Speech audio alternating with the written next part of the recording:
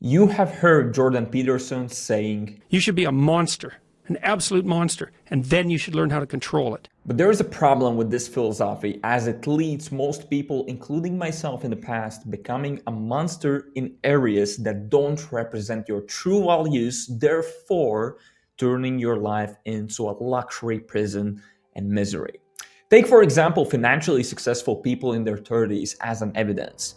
The first group, majority of the people, while earning great amounts of money, are lonely, miserable, and hating their life. Their life's work isn't aligned with their success. And we're talking about Lamborghinis, watches, all the fake social media lifestyle that we're seeing on social media.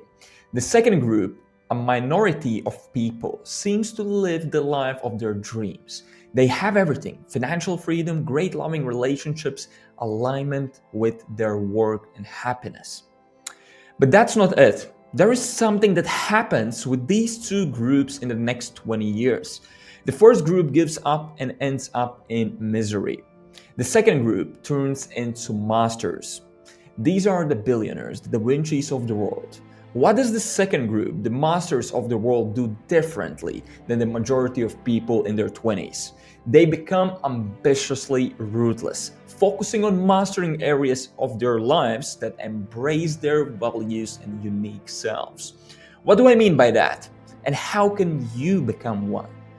That's what I will answer in this video. Let me tell you a short story about two historical characters.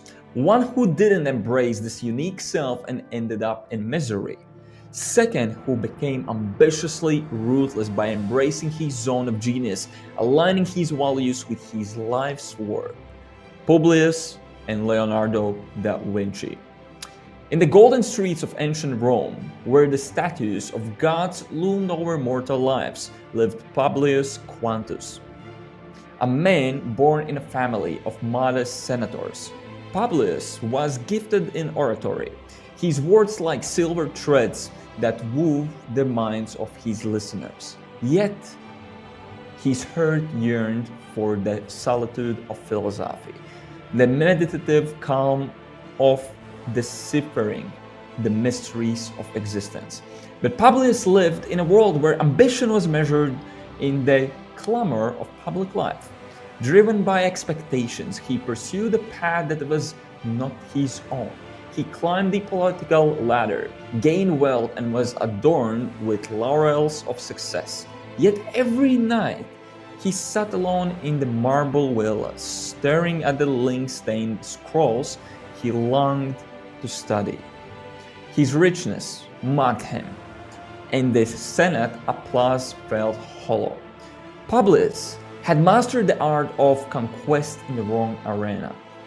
In his 12 years, burned by regret, he penned a treatise, The Wasted Self. A man who ignores the truth of his genius crafts his own prison, he wrote. When Publius died, his name faded into the shadows of Roman history, a cautionary tale whispered among Stoic scholars. Centuries later, in the vibrant chaos of Renaissance Florence, a boy named Leonardo sketched the world as he saw. Born illegitimate, he had neither wealth nor status to anchor him, but he had his restless curiosity and the conviction to follow it. Leonardo explored everything: painting, anatomy, engineering, even the movements of water. He rejected the temptation to confine himself to one craft, though it was have been safer. The wealthy patrons of Florence demanded predictability, but Leonardo embraced his genius as polymath. He was ruthlessly ambitious, not in chasing wealth or accolades, but in serving his own values. He studied cadavers to sketch the human body with unparalleled precision, knowing it was both heretical and isolating. He designed flying machines no one else believed in, drew studies of nature that others overlooked, and painted visions of divinity of mortal faces. His zone of genius wasn't a single path. It was his ability to connect seemingly unrelated pursuits into timeless works. By aligning his values with his work, Leonardo mastered life. He left behind not only art but also blueprints for the future, a bridge between his world and ours. What separated Leonardo from Publius? Publius and Leonardo represented the two groups you see today. Publius' mistake fundamentally was he sought external validations. He pursued societal definitions of success, ignoring the quiet voice of his genius. By building his life around others' values, he built a luxury prison. His ambition lacked alignment with his essence. Leonardo's mastery was that he embraced his zone of genius unapologetically. He was ruthless in saying no to what didn't align with his essence and ambition. He was ambitious, not for wealth, but for truth, beauty, and mastery. Becoming ambitiously ruthless means performing actions you internally feel are aligned with your authentic self and saying no to everything that is not on that path. Meaning, if somebody calls you out to the party, but you rather enjoy going on a trip to refresh your mind, you cut out the friends who call you to go to the party and you find new circle of friends with whom you can go on that trip. If there are no friends, go alone. If your goal is to build wealth and be financially stable, then don't chase social media shiny objects that validate status, like watches, cars. Instead, build a system where you allocate a portion of your income towards an investment portfolio. If you don't like meetings, but oftentimes find yourself in non-essential meetings, develop a system around communication, build boundaries, and let everyone know about them. You either build systems for yourself or you get sucked into other people's systems. You got the point until this moment.